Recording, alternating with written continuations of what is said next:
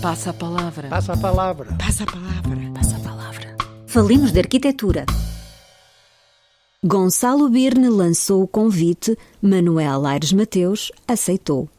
E são da sua autoria as frases que livremente passo a citar. O projeto cria o seu campo de possibilidades, combina a memória e a descoberta, ou a descoberta da memória. Um espaço é definido pelo seu limite. Nós desenhamos o limite não para o desenhar como espessura, como estética, mas para desenhar a centralidade que é o espaço. Está lançado este Passa a Palavra, Falemos de Arquitetura. Decidimos começar com estas afirmações porque elas nos ajudam a melhor compreender o sentido da escolha de Manuel Aires Mateus para este Passa a Palavra. A igreja de San Carlo alle Quattro Fontane, de Francesco Borromini, também conhecida por Igreja de San Carlino, devido à exiguidade do ângulo onde se encontra implantada, no bairro Quirinale, em Roma, num cruzamento entre duas ruas, conhecido pelas 4 fontes que decoram cada um dos seus cantos e do qual herda igualmente o nome. Poucos metros distam entre esta igreja, começada a construir em 1641 como parte de um complexo conventual ocupado por frades trinitários, e a igreja de Sant'Andrea, desenhada por Bernini, ambas consideradas obras maiores da arquitetura barroca. Mas quando passa por Roma, é a San Carlino que Manuel Aires Mateus sempre regressa, quase em jeito de peregrinação. Foi nela que se deixou fascinar pela surpreendente generosidade das suas formas, pela ideia de liberdade que define a sua espacialidade. A comoção sentida quando pela primeira vez a visitou levou-o a centrar o olhar na leitura da planta e assim a reconhecer a genialidade de um projeto que viria também a marcar a sua relação com a arquitetura. A decisão de se tornar arquiteto surge na vida de Manuel Aires Mateus com a espontaneidade do que parece inevitável, ainda que por breves momentos se tenha deixado tentar por uma carreira de juiz. Sobrepôs-se o ambiente familiar e a vizinhança com Gonçalo Birne, em cujo ateliê se iniciou, bem antes ainda de concluir, em 1986, a sua formação na Faculdade de Arquitetura da Universidade Técnica de Lisboa. 2 anos depois, fundou o seu primeiro ateliê juntamente com o irmão Francisco, com quem tem vindo a assinar o agora extenso número de obras que lhe proporcionaram uma destacada projeção nacional e internacional. Continua a sentir que há qualquer coisa de transcendente na possibilidade de desenhar e de ver a obra acontecer, que o vazio, aquilo que espera pela vida, é também o centro da arquitetura. Fiquemos com o seu testemunho sobre a magnitude subversiva de San Carlino.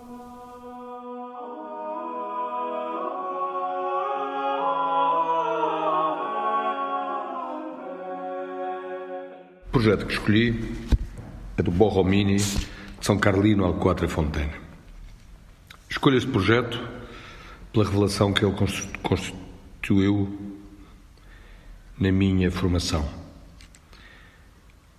É um projeto que revela uma enorme liberdade, é um projeto que constrói referências fundamentais do barroco e constrói-as não a partir de uma carga decorativa, mas sim a partir de uma espacialidade.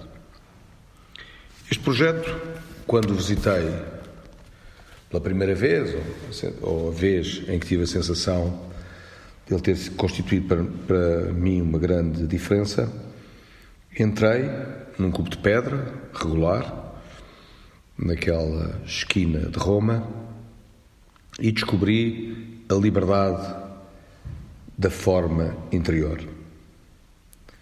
Intrigou-me e comecei a olhar para o projeto com mais atenção. Percebi uma coisa que sempre me fascinou, que é uma grande liberdade entre o espaço interior e o espaço exterior. Ali, feito por 2 layers, um layer de fora, uma circulação e um layer de dentro, que lhe conferem essa liberdade. Percebi uma lição que para mim foi fundamental, esta ideia de que podemos conformar um espaço independente de uma forma exterior. Também percebi que para lá de um espaço um espaço pode ser conformado por outros espaços e que estes limites podem ser habitados. Essa constatação acabou por ser fundamental no desenvolvimento de todos os nossos projetos, esta ideia de que nós temos um vazio, um negativo, e que no fundo o que construímos é esse seu limite, e que esse limite pode ter uma relação independente com o exterior e com o interior, constituindo em si própria um campo de trabalho. Esta igreja tem essa grande circulação em torno da capela, que forma essa liberdade. Também tem um outro nível de liberdade, que é a própria conformação dos muros, que acabam por criar dentro deles outros níveis de espaço. Portanto, no fundo, estamos a falar de um espaço que é conformado por vários níveis de limites e que esses limites acabam por constituir um campo em si mesmo. Esta é uma ideia que também se prolonga na base do edifício, que também tem por baixo da sua conformação uma igreja inferior, e essa igreja inferior acaba por ser de uma outra forma de olhar para esta forma em planta, com uma espacialidade completamente diferente, muito mais atarracada e muito mais como uma cripta, muito mais pesada, como uma fundação. Depois o espaço é de uma enorme generosidade, constrói-se por várias formas extraordinárias que se vão sobrepondo.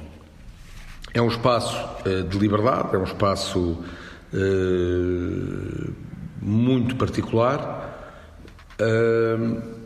e cuja carga decorativa é perfeitamente secundária. Aliás, é muito interessante olhar para esta igreja, olhando em comparação com o Quirinal, do Bernini ao lado, que é um espaço também barroco, da mesma época, mas que é uma elipse, digamos, em que o eixo principal é o lado menor da elipse, mas cujo carga decorativa acaba por construir o resto da ideia do barroco, e não aqui, como aqui, em que é só a ideia da espacialidade. Portanto, se resumisse, diria que fundamental é esta ideia de liberdade espacial em relação entre interior e exterior. Foi talvez aquilo que nos levou a estarmos sempre centrados nesta igreja. E depois esta ideia de que a própria ideia do limite é habitado. A igreja também tem um papel urbano muito interessante, constituindo uma surpresa muito grande num ângulo que de alguma maneira tem alguma banalidade. E depois constitui-se uma espécie de oposição no seu vazio. Depois a proporção é perfeita, toda ela é muito harmoniosa e muito consequente nas várias relações, acabando por construir esta espécie de geometria que é, digamos, um arquétipo da própria ideia de barroco. Curiosamente, é uma obra muito de princípio de carreira, portanto é uma obra que nós sentimos também a generosidade da investigação. Portanto, esta ideia de que a arquitetura é muito importante ligar-se à própria investigação. Nós chegamos aos grandes projetos quando, na verdade, estamos numa procura e não quando, de alguma maneira, temos um outro saber. E essa sensação de frescura em relação a este projeto e a esta espacialidade compreende-se na busca que é feita nesta igreja. Portanto, por estas razões, esta constituiu sempre, digamos, a peça que eu mais visito em Roma, que visito sempre em Roma, uma espécie de peregrinação e também de homenagem a esta condição completamente ímpar, e que, no fundo, marcou, por estas razões, a nossa relação sempre com a arquitetura. Se nós podemos falar de liberdade, de originalidade, de genialidade, de transcendência, estes são seguramente condições que encontramos nesta obra maior do arquiteto Borromini. Passa a palavra. Quem se seguirá neste Passa a Palavra, falemos de arquitetura, e que destino nos irá propor?